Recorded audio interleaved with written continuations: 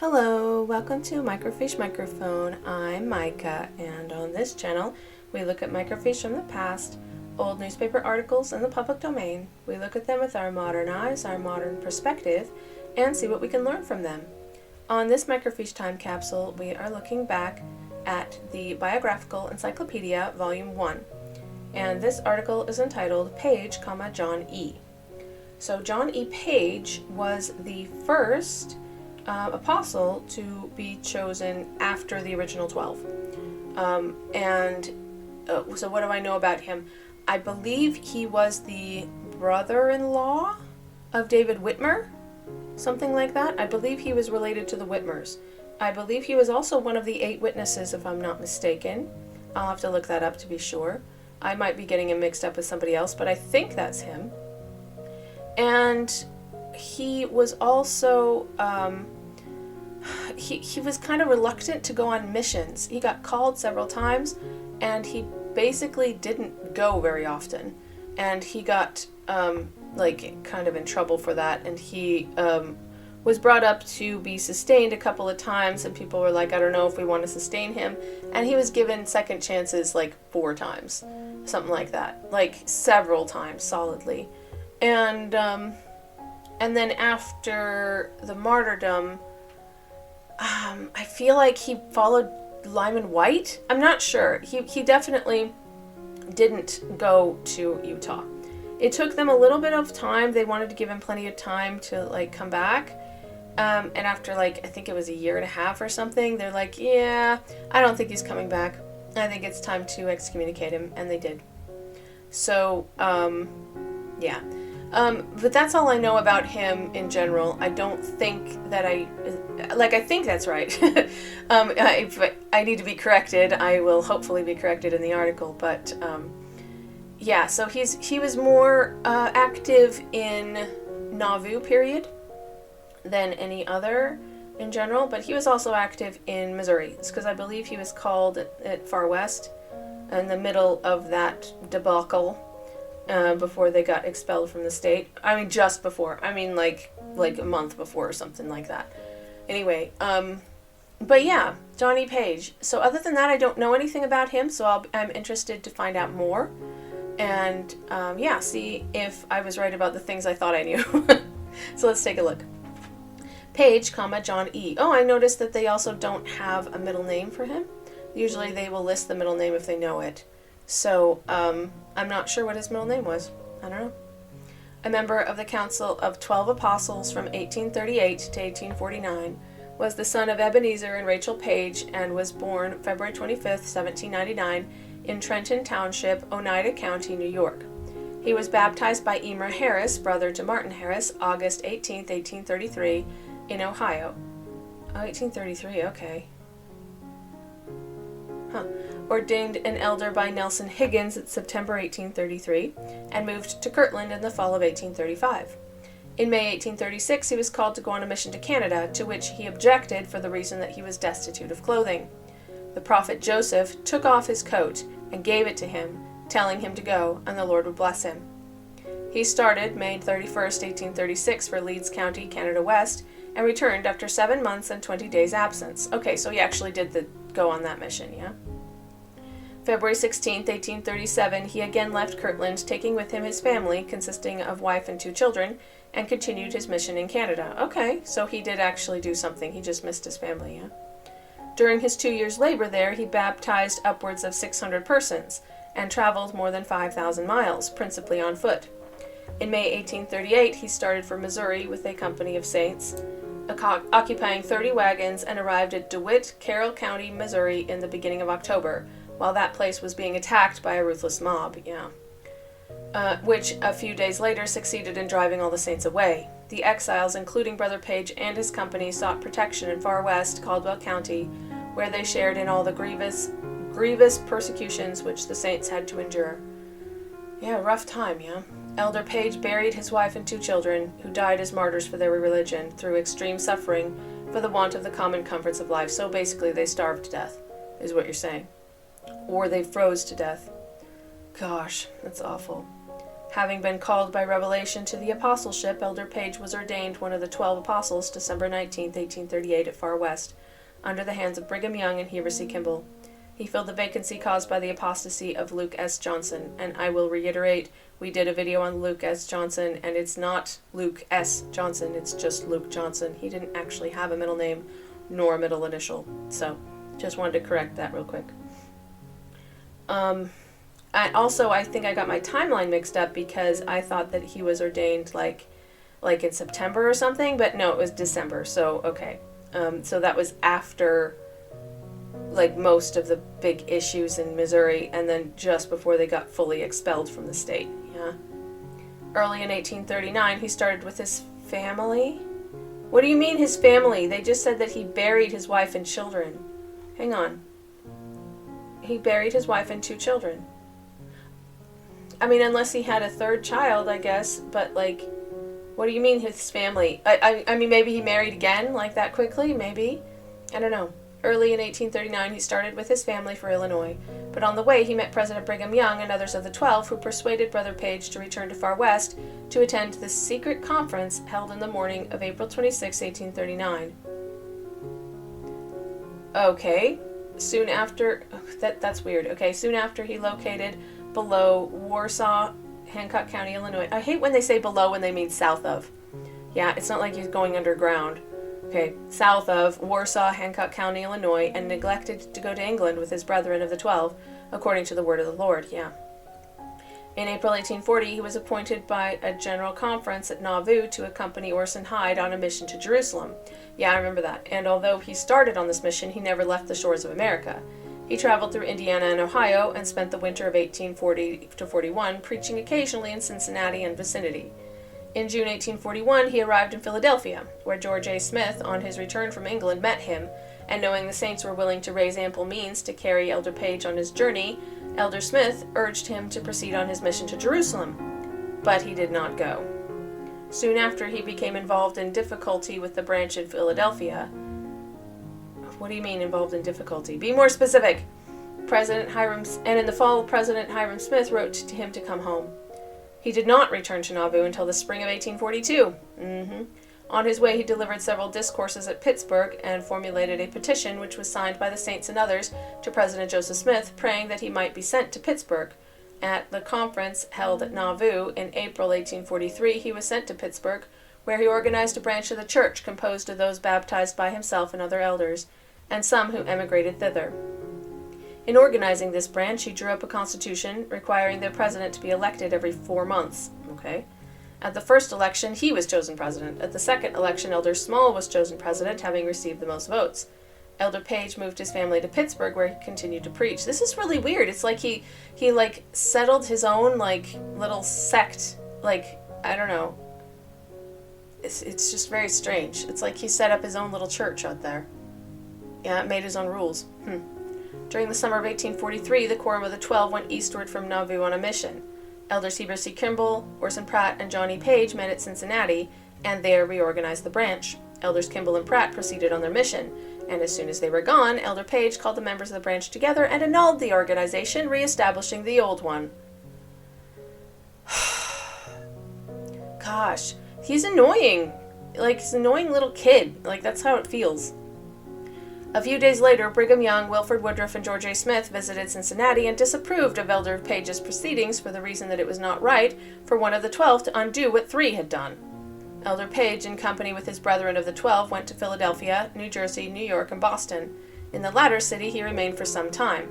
President Joseph Smith, disapproving of his course in Boston, directed him to proceed to Washington and there build up a branch there.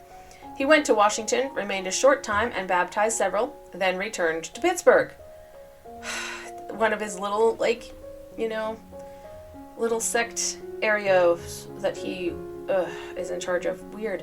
Okay, soon after President Smith's death, an advertisement appeared in the Beaver, Pennsylvania Argus that Elder Johnny Page was out of employment and would preach for anybody that would sustain his family. He thought the church was okay. In a council of the 12 held at Nauvoo, February 9th, 1846, Elder Page was disfellowshipped from that quorum. Yeah, good thing. after which he became very bitter against his former associates and advised the saints to accept the apostate James J. Strang as their leader. Oh, really? I thought he was with Lyman White. Okay, my bad. He soon afterwards left Nauvoo, and after traveling about 120 miles, he met a company of saints coming from Canada.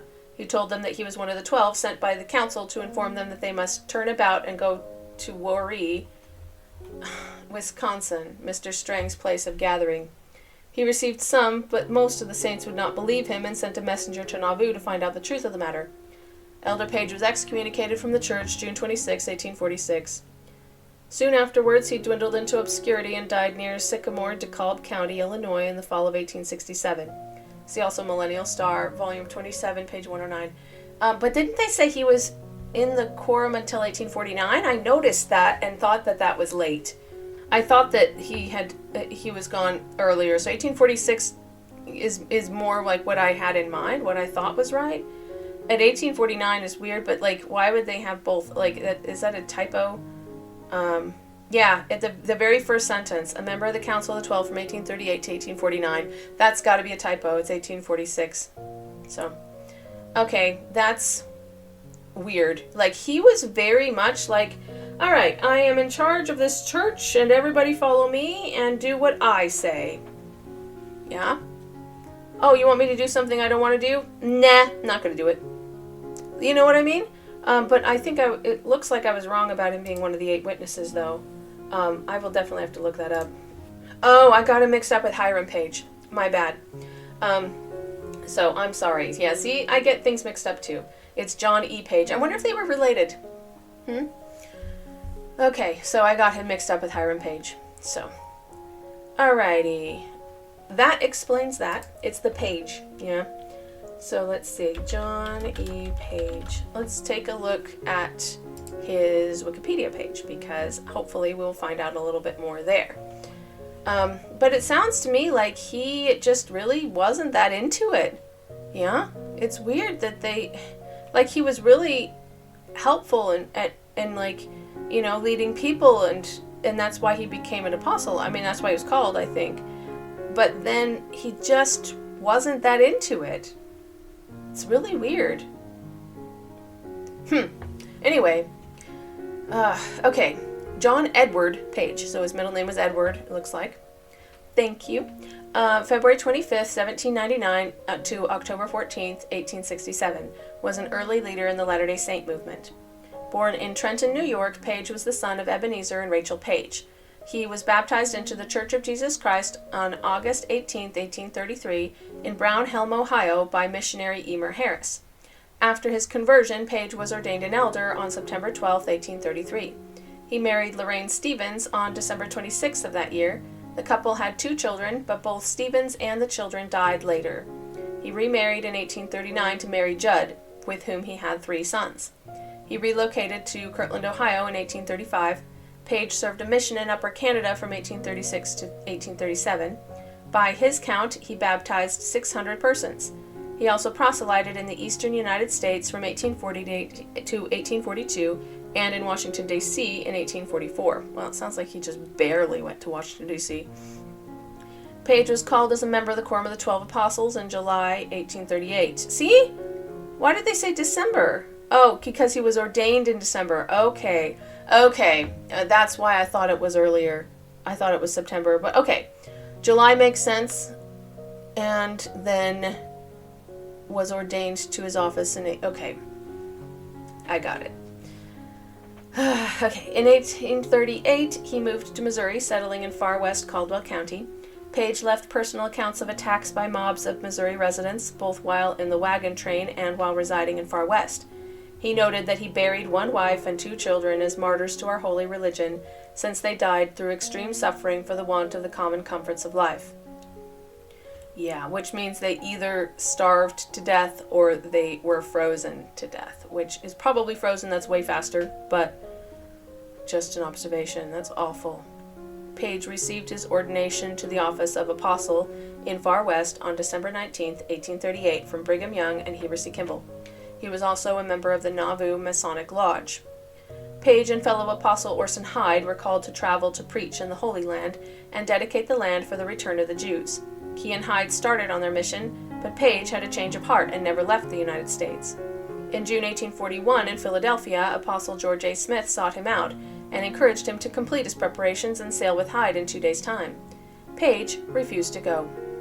Yeah, we just mentioned that. While in Philadelphia, Page became involved in a controversy with some of the Latter-day Saints there, which led... which controversy? I wish they were more specific.